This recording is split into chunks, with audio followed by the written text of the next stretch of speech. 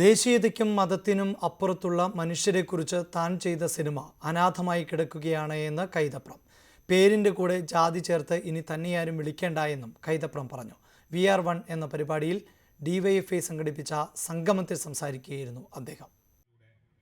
മലയാളിയായ പിതാവിൻ്റെയും കാശ്മീരിയായ മാതാവിൻ്റെയും മകനായി ജനിച്ച പാകിസ്ഥാനി യുവാവ് കേരളത്തിൽ വരുന്നതിനെക്കുറിച്ചാണ് തൻ്റെ സിനിമ പറയുന്നത്.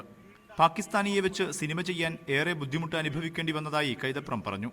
ദേശീയതക്കും മതത്തിനും ഭാഷയ്ക്കും അപ്പുറത്തുള്ള കഥ പറയുന്ന സിനിമ ഏറ്റെടുക്കാൻ ആളില്ലാതെ അനാഥമായി കിടക്കുകയാണ്. സിനിമ ചെയ്യുമ്പോൾ തന്നെ ചിലർ പ്രശ്നങ്ങൾ ഉന്നയിച്ചിരുന്നു. അഭിനയിക്കാൻ പാകിസ്ഥാനിയെ കൊണ്ടുവന്നതോടെ താൻ പോലീസിന്റെയും നോട്ടപ്പുള്ളിയായി. സിനിമ ചെയ്തതിനെ തുടർന്നുണ്ടായ പ്രതിസന്ധിയാണ് തന്റെ രോഗത്തിന് കാരണമെന്നും കൈതപ്രം പറഞ്ഞു. കേരളത്തിൽ വരുന്ന ഒരു പാകിസ്ഥാനിയുടെ പ്രശ്നം, ആ പാകിസ്ഥാനിയുടെ പ്രശ്നം അഭിനയിക്കാൻ ഞാനൊരു പാകിസ്ഥാനി തന്നെ കൊണ്ടു. അന്ന് പോലീസുകാർ വരെ എന്നെ നോട്ടിട്ടിരുന്നു, ഞാനെന്തോ തീവ്രവാദിയാണെന്ന്. പക്ഷെ അത് വിചാരിച്ച് തടിയൊന്നും കളയേണ്ടതെന്ന് ഞാൻ വെച്ചു. അതിനൊക്കെ ഞാൻ എതിരിട്ടു.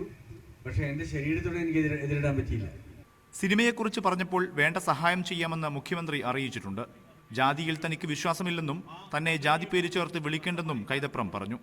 ജാതി എന്നൊന്നും ഇല്ലേ ഇല്ല എന്ന് ഞാൻ വിശ്വസിക്കുന്നു. നിങ്ങൾ വെറുതെ നീട്ടി എന്നെ വിളിക്കേണ്ട കാര്യമില്ല. എൻ്റെ കൈതപ്രം എന്ന് മാത്രം മതി പറഞ്ഞാൽ മതി. ദാമോദരൻ നമ്പൂതിരി എനിക്ക് ആവശ്യമില്ല.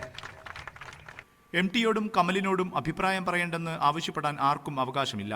സിനിമാ സംഘടനകൾ സഹായം വാഗ്ദാനം ചെയ്തിട്ടുണ്ടെങ്കിലും അത് ലഭിക്കുമെന്ന് കമൽ വിശ്വസിക്കേണ്ടെന്നും കൈതപ്രം പറഞ്ഞു.